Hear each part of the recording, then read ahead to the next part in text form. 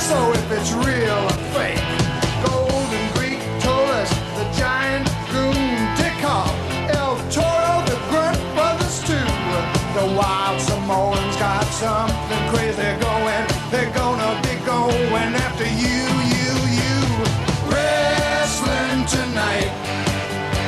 Everything is bigger than life. Wrestling tonight. Rock and roll and wrestling tonight. Hey everybody, Gene Jackson here, and welcome back to Movies in Minutes, the show where I watch mostly awful wrestling movies so you don't have to, and sometimes, against all odds, I'm actually glad I did. And I'll just say this right here out of the gate, this one's going to go long. So there, you've been warned. So here we go, let's get into it. Grunt, the wrestling movie, was released in 1985 by New World Pictures. You know, Roger Corman's crew, responsible for pumping out all those weird genre flicks and horror flicks that felt like they crawled out of a time machine from the 1970s, even though it's well into the 80s and 90s in most of those movies.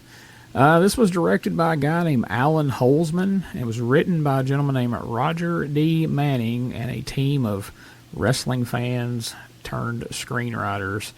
Grunt sets itself up as a mockumentary, basically a pseudo-documentary that's half parody and half wrestling showcase. The plot, well, imagine a documentary filmmaker with the persistence of a conspiracy theorist and the budget of somebody selling raffle tickets. And he's trying to figure out something wrestling fans have been whispering about for years. Is former champion Mad Dog Joe DeCurso now competing under a mask under the ever-so-clever name of The Mask? Yes, this is our first clue that the writing may not be what we hope it to be. In fact, it may leave a lot to be desired, as the great Gorilla Monsoon would say. So, what is Grunt? Well, I'll start by telling you what it's not. Grunt is not a Hulk Hogan vehicle. I think even the Hulkster would have said, this script doesn't work for me, brother. It's not an expose of the wrestling business. They treat wrestling as if it was legit, as far as the in-ring stuff. It's not a comedy. It's not a drama. It's not particularly good, but it's not all bad.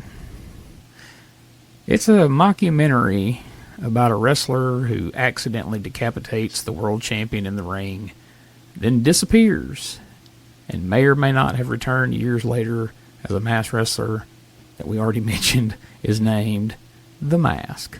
Yes, that is the actual plot, and the movie treats it like it's a serious mystery. So let's talk about it. The opening of this movie tells you everything you need to know. The movie opens with black and white footage of a 1979 championship match at the Olympic Auditorium. There's a thunderstorm outside. The crowd is losing their minds. It's Mad Dog Joe DeCurso challenging heavyweight champion Skull Crusher Johnson. And in a pretty standard yet hard-hitting championship match. And then boom, out of nowhere, Skull Crusher Johnson, our champion, gets his head tied between the ropes like Cactus Jack in that match in Germany versus Vader, except in this version, Skull Crusher doesn't get his ear ripped off like Cactus. Nope. He wishes he gets his whole head knocked off. Yeah, that's right, a decapitation in the ring. And can you just imagine if late 90s Jim Ross had been around to call that one? I've got a sore throat, or I would give you my rendition of what I think that would sound like, but I don't think I could handle it right now. But this movie calmly informs us, after seeing that Mad Dog was acquitted in a jury trial, but he was immediately jailed for body slamming the judge and beating up the jury. From there, he fell into a deep depression and later allegedly jumped off a bridge and was never seen or heard from again. And ladies and gentlemen, all that takes place in the first 5 minutes of the movie. And I don't want to spoil anything, but it's kind of downhill from here. But, I mean, the decapitation scene in the ring was played as straight as possible.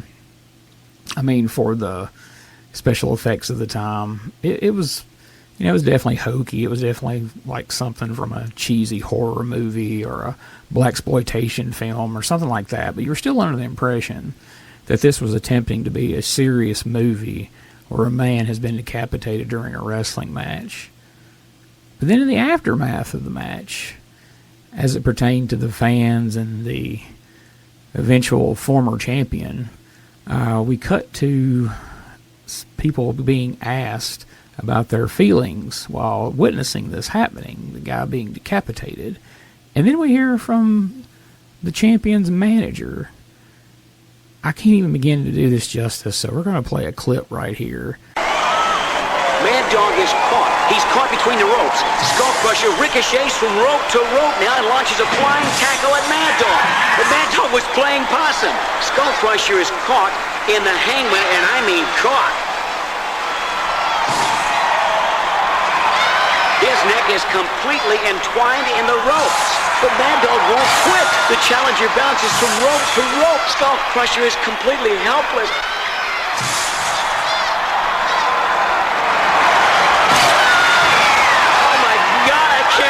This is happening. This is terrible. This is the worst catastrophe in the history of professional wrestling. Commissioner, have you made a decision yet? Does a guy that loses his head lose his title? We still have not made a decision yet. We're cautious of setting a precedent. Now, if you'll excuse me, it has been a long day. Mr. Commissioner! JJJ! You're the champ, Skull Crusher Johnson's manager. What do you think about the possibility that he may lose his title? Look, with all due regard to the commissioner, it is my opinion, and the opinion of the fans, that Skull Crusher Johnson is still the champion. Skull Crusher Johnson has come back from worse, far worse than this. You can believe that. Mad Dog Joe DeCurso was disqualified for the brutal decapitation of the champion, Skull Crusher Johnson. But is Skull Crusher Johnson still the champion? Can a man lose his head and still retain the championship? All I asked for is a head in my dirt, not a head in my lap. How do you feel about what just happened? Horrified. Shocked. Horrified. Shocked. 3 months ago, you were horrified. How do you feel now? Shocked. Horrified. Shocked. Horrified. I got the blood out. I couldn't get the chalk up. This is my good shirt, too. Wrestling great Mad Dog Joe DeCurso was acquitted today of manslaughter charges resulting from the accidental decapitation of his opponent, Skull Crusher Johnson, some 4 months ago in a championship bout at the Olympic Auditorium. Then, in a bizarre turn of events, Mad Dog went berserk, body slamming the judge, a bailiff, and the entire jury. He's now serving 90 days in the county jail. After being released from jail, Mad Dog Joe DeCurso sank into a deep depression. A depression so deep and binding that all attempts to draw him out failed. Mad Dog Joe was last spotted standing in a bread line at the Mission in San Francisco. Out of work, out of worth. Dejected and humiliated, he reportedly ended it all by leaping to his death from the Oakland Bay Bridge in 1979. What's the decision? Commissioner! People have a right to be informed about this point. You don't seem to be doing your job as commissioner. Yes. After long and careful deliberation, we have reached a decision concerning the championship title. It has been brought to our attention that Skull Crusher Johnson has not defended his title in the 6 years since his decapitation. We are declaring the title vacant. We will select from our rating system the top 10 contenders who will meet in a battle royale elimination match to determine the new and rightful heir to the professional wrestling crowd. Commissioner, what about the championship belt? If I remember correctly, it was buried with the Skull Crusher.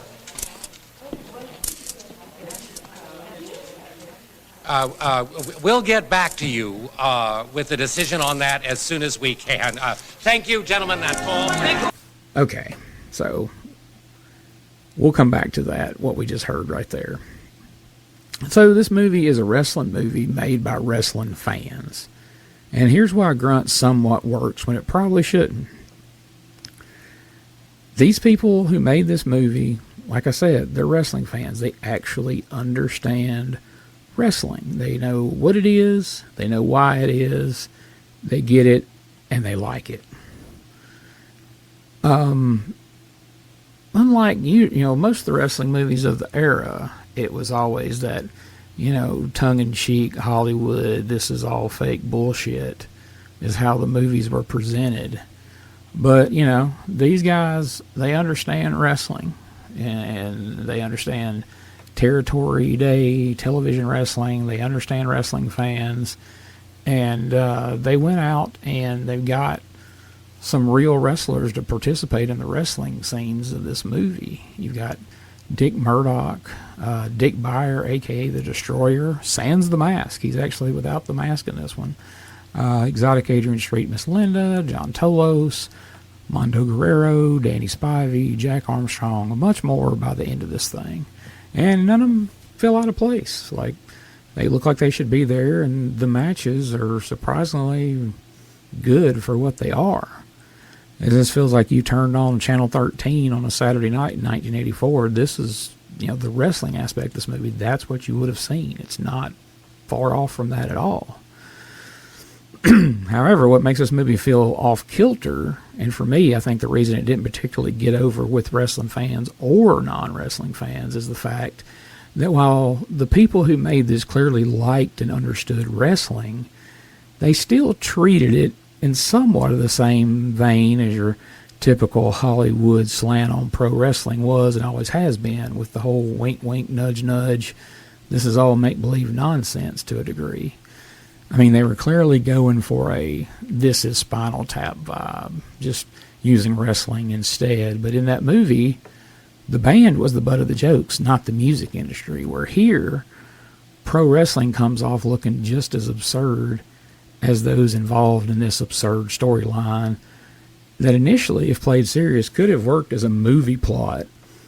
But following that decapitation scene, the reactions we shot to just felt like a bad SNL skit. It sets the tone that none of this is to be taken seriously, because the people in the movie being asked about it aren't taking it seriously. And it's all just mediocre comedy being played for laughs, rather than a mediocre documentary or a drama that would probably be laughed at and mocked anyway, unintentionally as it would be. But right out of the gate, we're made to feel that this is just a sad attempt at comedy where the jokes aren't that funny. In other words, they didn't know if they wanted this to be a comedy, a mockumentary, or just a wrestling movie, and the execution caused them to fail at all three of them. So the movie follows a fake documentary crew trying to answer one question. Is this new wrestler who has suddenly turned up 7 years after that fateful night where Skull Crusher Johnson was decapitated, is this new masked wrestler actually Mad Dog Joe DeCurso under the mask? Well, everyone has an opinion. There's fans forming clubs. There's experts analyzing and matching tattoos.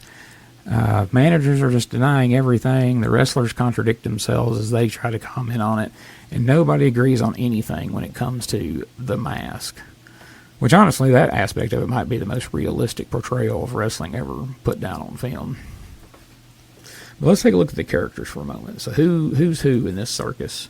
You've got Mad Dog Joe DeCurso, the guy who accidentally turned a wrestling match into a horror scene. And he's played by a guy named Magic Schwartz. Then you got The Mask, the mysterious man who showed up years after Mad Dog disappeared, jumped off the bridge allegedly, and we don't know, is this guy actually Mad Dog? He's played by Steve Strong, and that's not Steve DeSalvo from Canada, but it's Steve Sapello, who was Steve Strong out in California. Then there's a guy named Leslie Uggams. He's our documentary filmmaker who is I don't know. He in the moments you feel you can kind of take him seriously, but then things get said and done that kind of takes you out of that. And he's portrayed by an actor by the name of Jeff Dial. Then you got Angel Face, the masked wrestler's French accented manager, who doubles as a distraction and somewhat of a walking subplot, and her name is Lydie Denier. I guess I'm pronouncing that right. It's Lydie, last name Denier. And again, she's the Mask's manager. Then you got Dr. Tweed, who is the president of the Mad Dog fan club, and he's offering his insight throughout this whole process. And that's a gentleman by the name of Robert Glaudini. That's Dr. Tweed. And then we get a cameo from shock jock Wally George, who plays himself yelling at people the same as he did on his real life talk show. So let's take a sidebar here. So Wally George was born in 1941 as Walter George Perch Jr. And he was an American conservative television commentator, talk show host. And he was known as the father of combat TV for his aggressive insult television style that he started out in Southern California on a show called Heart Seat that started in 1983 and actually ran through 2003. He was recognized for his intense, confrontational, right-wing persona, and he's actually the father of actress Rebecca De Mornay, whom he was estranged from for most of her life. But anyway, Wally George launched Hot Seat in 1983 on KDOC TV in Anaheim, and he would bring in guests he would interview, ranging from politicians to musicians, counterculture figures, sports stars, and he would often end up berating them, famously yelling, "Get off my set," to end these interviews. He was sort of the original Rush Limbaugh politically, but stylistically his show was a precursor to the Jerry Springer show, or prior to that, the Morton Downey Jr. show in New York. Anyway, he's here being that guy, interviewing the Mask and his valet, and that interview goes about as smoothly as you would expect, right? So, I mean, this movie shouldn't work, but somehow it does. I mean, is Grunt low budget? Absolutely. Is it all over the place? Yes, of course. Does it sometimes feel like the filmmakers lost their plot halfway through? It definitely does, without question. But here's the thing. This movie gets wrestling. It understands kayfabe. It understands gimmicks, personas, the violence that goes with wrestling and why fans care about it, even if it does make sense. I guess one way to put it, it does laugh at wrestling, but it never laughs down at wrestling, if that makes sense at all. If you compare Body Slam, if you compare this to Body Slam or No Holds Barred, the difference is night and day. Those movies wanted to, the wrestling to look cool. Grunt wants the wrestling to look honest, like actual professional wrestling. Weird and just really focusing on the strange personalities of wrestling. So this movie is closer to, this is Spinal Tap than, say, Rocky III. And I think that's why it holds up for some people. Not for everybody, but for some people. At the time Grunt was released, it was, saw a limited theatrical release. And largely it flew under the mainstream critical radar initially. Contemporary reviews describe it as uneven, occasionally funny, occasionally baffling, but often unable to sustain its comedic premise for the entire film. Critic Gary Trollinger observed that while the film sometimes successfully captures the sleaziness of its subject, it struggles to keep a consistent comedic tone. And I think that's pretty spot on. I definitely think that is very spot on. So, while it wasn't a commercial hit or a mainstream comedy classic, Grunt, remains a time capsule of 1980s wrestling culture. It's an odd, entertaining mockumentary experiment. I don't know if it's entertaining in the way they intend it to be, but there's some value to watching it, especially if you're a wrestling fan, if you like cinematic oddities, if you like the kind of movies Joe Bob Briggs shows, and like I say, Roger Corman type movies, then this will probably be something you'll enjoy. But where Grunt actually really succeeds is in its wrestling sequences. They aren't just stunt doubles and tights. Like I said before, the film features real wrestlers of that era, bumping, doing promos, getting through actual wrestling matches. That is one complaint that non-wrestling fans I've seen online have had about this movie, is there's too much wrestling in this wrestling movie, which is ironic and funny. And I mean, people have said that, in past years there was too much wrestling on a wrestling show, and now there's too much talking on a wrestling show. But the battle royal at the end of this movie feels more like a main event of a outlaw show somewhere, more so than a movie scene. And again, don't forget about all the characters in it. Guys like Adrian Street, that really plays up all the glam and flamboyance of 80s wrestling. And, the matches, again, are pretty strong. Even if the script is weak, the athleticism is real, and the matches are entertaining. And similar to I Like to Hurt People, it does serve as a time capsule of 80s pro wrestling outside of the WWF bubble, if you will. So, begs the question, is it good? Well, the majority of the film's most vocal critics often point out its inconsistent tone. Is it mocking wrestling? Is it celebrating it? Is it snickering at it while also applauding it at the same time? The movie wears all those hats at once, and having watched it multiple times over the years, I still cannot even begin to answer that question. So here's my personal take on it. Is Grunt a good movie? No. Hell no, even. Is it a good wrestling movie? Shockingly, considering the history of pro wrestling movies that exist, and especially from this era, it's not that bad. It's certainly not bad from the wrestling aspect. It's historically fascinating. It's accidentally insightful at times, and it doesn't expose anything or directly disrespect the business on the level of other wrestling movies of its time.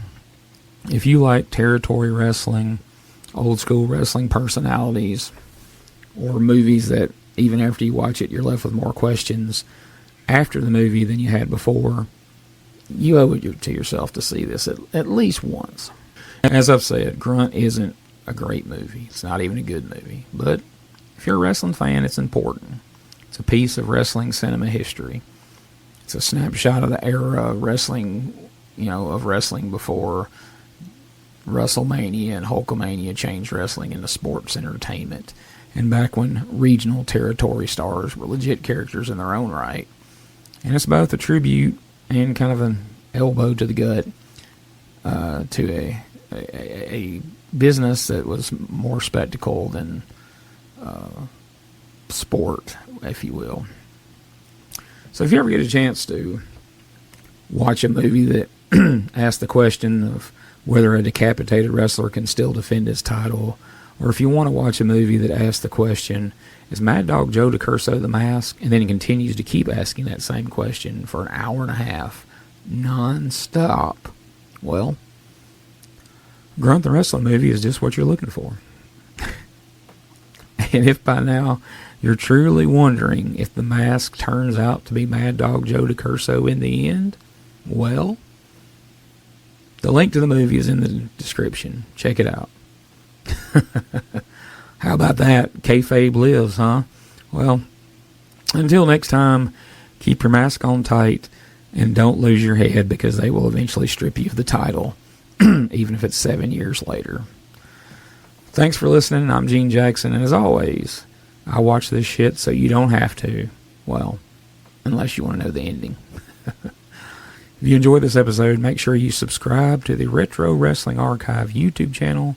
And also, we'd appreciate it if you'd subscribe to our Substack, where you can find the audio versions of all these podcasts, along with all the great articles we write each and every week. And hopefully, before I have to record anything else, my voice will restore. But this cold weather has really done a number on me. But again, thank you for listening, and we'll catch you next time for another episode of Movies in Minutes.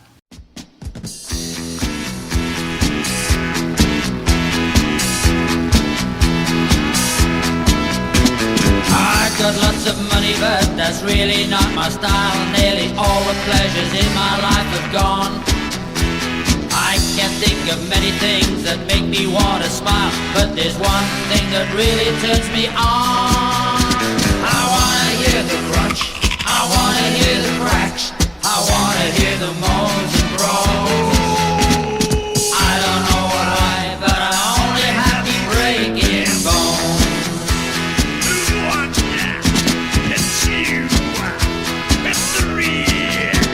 Conversation bores me, there's just nothing I can say.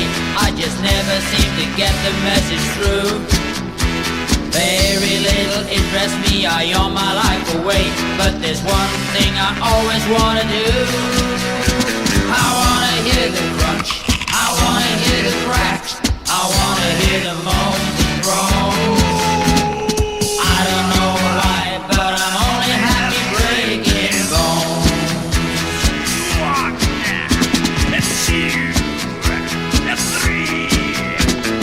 No one seems to understand how sensitive I am when I twist somebody's head round several ways.